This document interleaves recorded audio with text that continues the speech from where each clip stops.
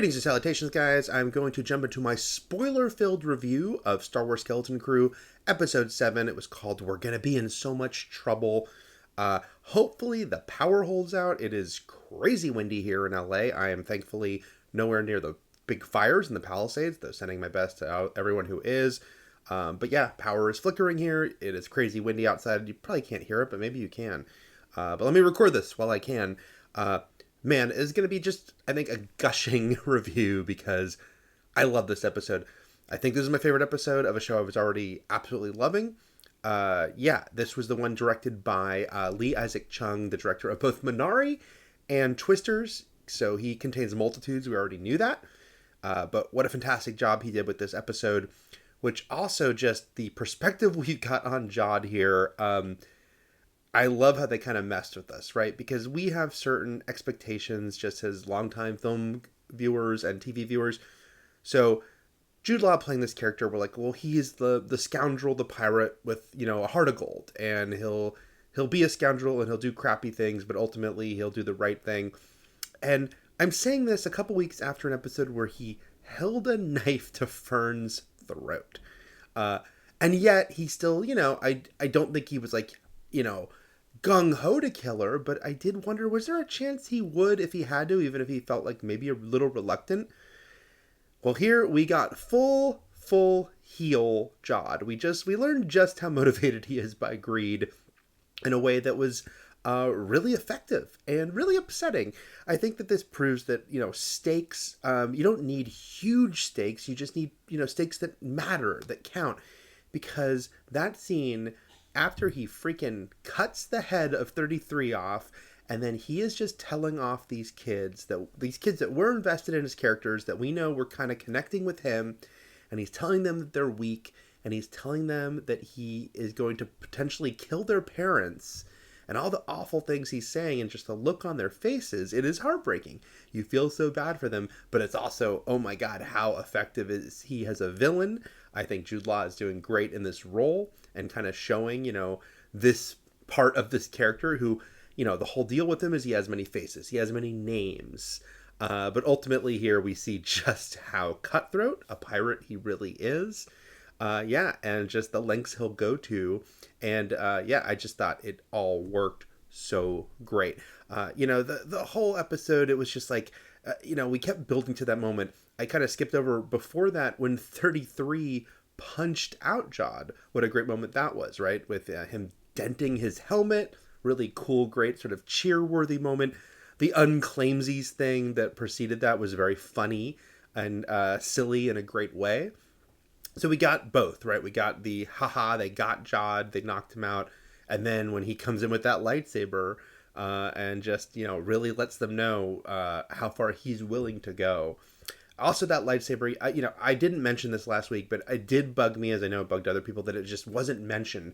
We went out on the episode before with him finding that lightsaber, and then we don't hear anything about it. And it's strange, right? Because he was taken prisoner by the pirates. They're going to find the lightsaber, presumably, when they're taking him prisoner. They're going to know what it is, because they know what lightsabers are.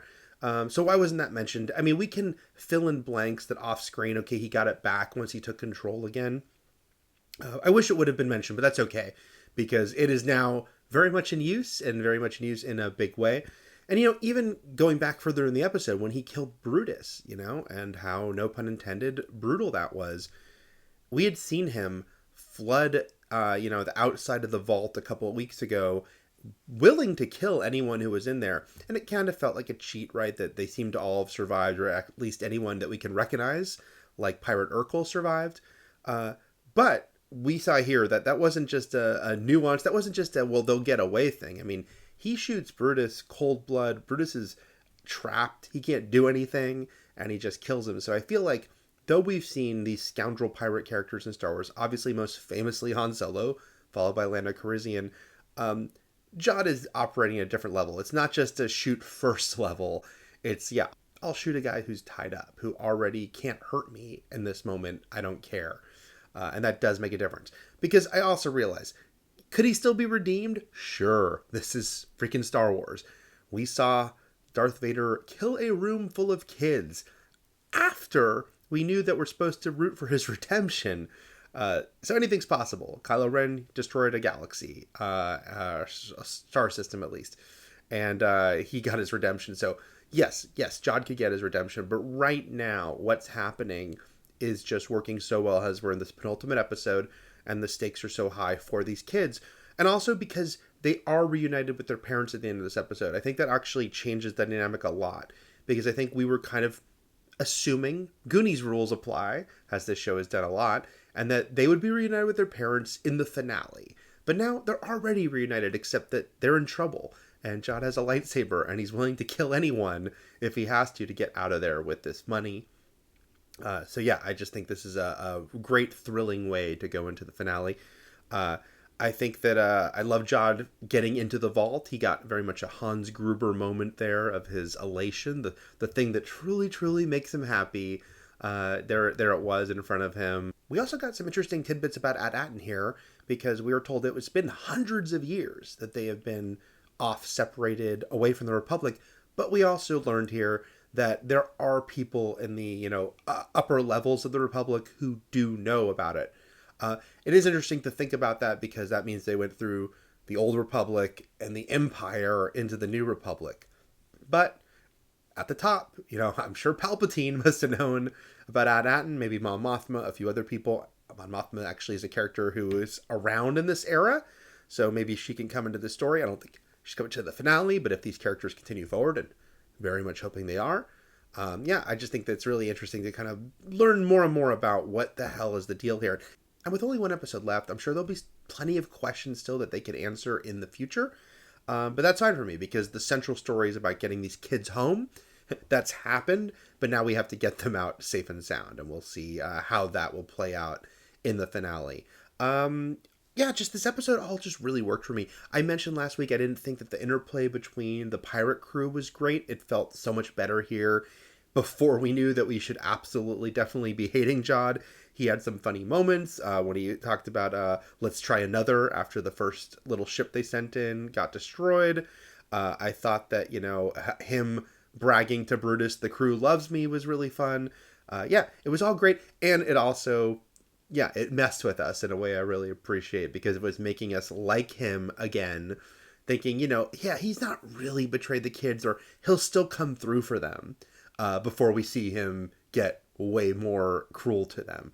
By the way, poor 33's little rat. I think 33 will probably be fixed, but right now I felt really bad for that little rat, and Jod seemed like he might stomp it. He did kick it to the side, so it's on the list of crimes he must pay for.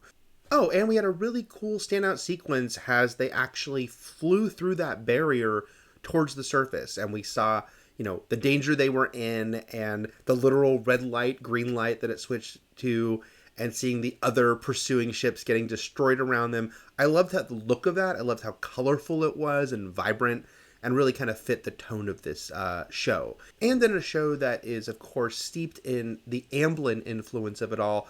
That opening scene with the parents trying to send the beacon out, of course, felt like a huge E.T. homage. Everything about the way it was lit, and the flashlights of their pursuers, and even that little device, the actual transmitter, kind of looked like E.T.'s alien species ship. I really enjoyed those little visual call-outs there. So, loving this show so much. Sad it's going to end next week, but very excited to see this finale. I really hope this one gets some renewal. This one definitely deserves it. I think this is very much one of the best shows that they've produced for these Disney Plus Star Wars series. I think it's just one of the best Star Wars stories we've gotten in the past few years, and I would love to see more of it. So those are my thoughts on the very exciting penultimate episode of Star Wars Skeleton Crew Season 1. We'll see.